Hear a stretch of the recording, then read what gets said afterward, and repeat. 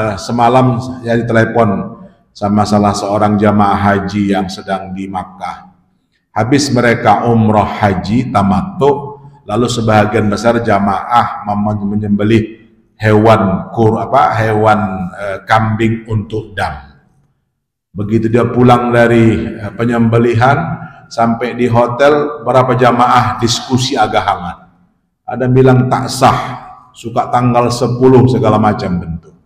Lalu saya kasih voice note saja, saya voice note bahwa para ulama sebenarnya tidak sepakat dalam hal ini, ya. Tapi yang saya sampaikan, mazhab Syafi'i sebagian besar menyatakan begitu selesai umroh tamattu, datang kita ke Makkah, lalu ambil umroh, karena tamattu itu kan umroh dulu baru haji. Selesai, maka sebenarnya sudah dibolehkan kita untuk menyembelih dam, nggak mesti menunggu tanggal 10. Tapi kalau hadiu berkurban, ya pastilah tanggal 10, 11, 12, 13. Bapak Ibu, malam hari ini kita akan masuk pada penjelasan beriman kepada kitab, ya. Al-Kutubus Samawiyah. Al-Kutubus Samawiyah, kitab-kitab yang diturunkan dari langit. Bisa dikatakan agama samawi itu kitabnya juga samawi. Maksudnya apa agama samawi? Agama yang memang datang dari wahyu Allah. Islam, Nasrani, Yahudi gitu ya. Tapi kalau Buddha dan Hindu itu dikategorikan agama ardi. Artinya murni dari hasil pemikiran, renungan, lalu mereka meyakini sebuah agama. Ya. Pertama, Bapak Ibu-Ibu, sungguhnya Allah Subhanahu wa Ta'ala itu memiliki pembelajaran, wasiat, pesan-pesan yang diwahyukan Allah kepada Rasul dan Nabi-Nya. Lewat apakah pesan itu disampaikan? Wasiat itu disampaikan, pengajaran itu disampaikan, tentulah lewat kitab. Jadi kitab-kitab itu disusun oleh Allah Subhanahu wa Ta'ala. Prosesnya bisa sekaligus, bisa juga secara bertahap. Ada yang kita ketahui, tentu lebih banyak yang tidak kita ketahui. Sebagaimana dalam surah Al-Baqarah Allah menjelaskan, kanan nasu ummatan wahidah, umat itu adalah satu, manusia itu umat yang satu. Faba'asallahu nabiyyina mubasyirina wa mundhirin, maka Allah mengutus nabi. Apa tugas mereka itu? Dua, mubasyirin wa mundhirin. Mubasyirin itu yang baik mendapat balasan kebaikan pahala, wa mundhirin yang salah dosa mendapat balasan neraka. Ya, kabar gembira, kabar menakutkan. Mubasyirin wa mundhirin. Ya.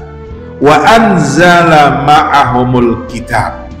Jadi mubasyirin itu, mundhirin itu disertakan kepada mereka kitab.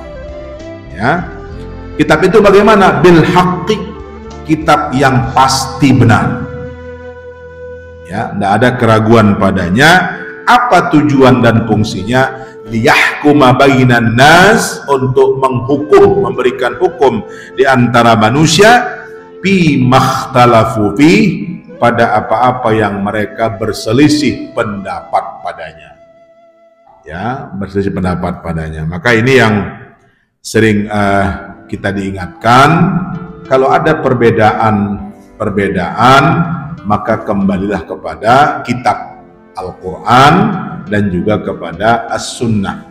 Ada perbedaan yang bisa kita tolerir, ada perbedaan yang tidak boleh sedikit pun. Ya, menyangkut hukum qat'i dalam kajian usul fiqih, hukum sholat wajib, hukum puasa wajib, zakat wajib, itu qat'i, Bapak Ibu. Tidak ada perbedaan di situ. Ayatnya jelas, ya.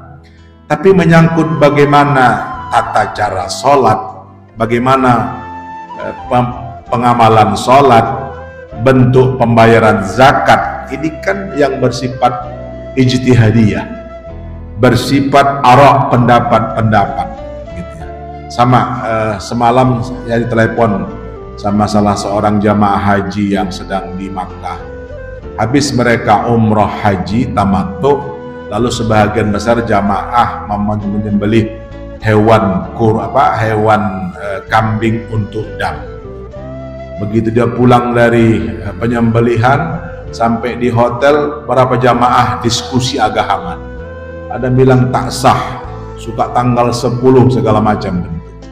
Lalu saya kasih voice note saja, saya voice note bahwa para ulama sebenarnya tidak sepakat dalam hal ini, ya.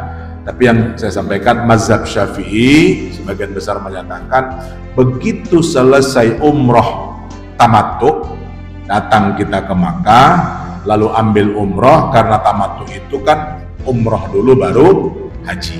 Selesai, maka sebenarnya sudah dibolehkan kita untuk menyembelih dam, nggak mesti menunggu tanggal 10. Tapi kalau hadiu berkurban, ya pastilah tanggal 10, 11, 12, 13. Nah, saya bilang bagi yang ngotot tidak mau, jangan dipaksakan, biar aja dia dan tanggal 10, tanggal 11, nggak apa-apa gitu.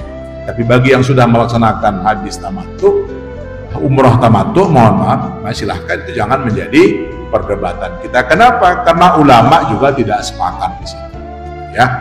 Ulama nggak sepakat di situ. Baik, kembali kepada kajian kita. Imakhtalafu fih. Apa yang berbeda di situ ya harus kita kembali kepada tabyinil haq, menjelaskan, tahkimul haq, menjelaskan, menghukum yang benar, ya.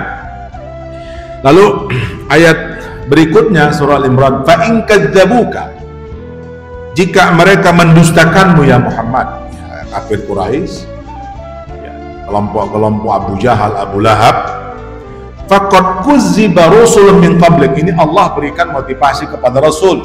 Kalaulah Rasul Muhammad itu didustakan, dibantah, dibilang tukang sihir, dibilang gila, dihinakan, ketika sholat di Ka'bah diletakkan pasir di kepala Rasul, kuzziba, Rasul didustakan. Maka Allah tegaskan bahwa faqad kuzziba rusulun min qablik, sungguh juga rasul-rasul sebelum itu didustakan.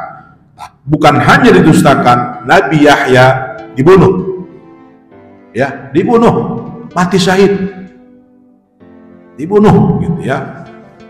Ini sejarah Al-Quran menjelaskan kepada kita. Min qablik, sebelummu, ja'u bil bayinat wal zuburi wal kitabil mubin.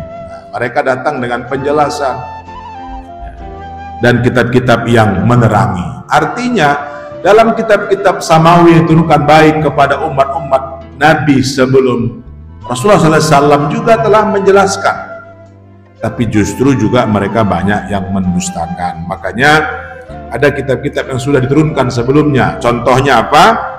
Musa alaihissalam menerima kitab Taurat. Inna anzalna taurata fiha hudaw wa nur. Sungguh kami telah menurunkan kitab Taurat kepada Nabi Musa. Hudan wa nur, petunjuk dan cahaya. Yahkumu bihan nabiyun, yang menghukumkan dengannya para nabi. Aslazina aslamu lilladzina hadu wa rabbaniyun, yang mereka telah menyerahkan diri mereka bagi orang-orang yang ya hadu, mendapat petunjuk, warabbani, orang-orang yang rabbani, mendekatkan dirinya kepada Allah, wal ahbar, para pendeta, bimastuhfidzu min kitabillah, yang mereka pelihara dari kitab Allah, wa kanu alaihi syuhada, dan mereka itu saksi. Jadi Taurat itu kepada Nabi Musa disaksikan oleh ahbar, para pendeta-pendeta mereka, ya.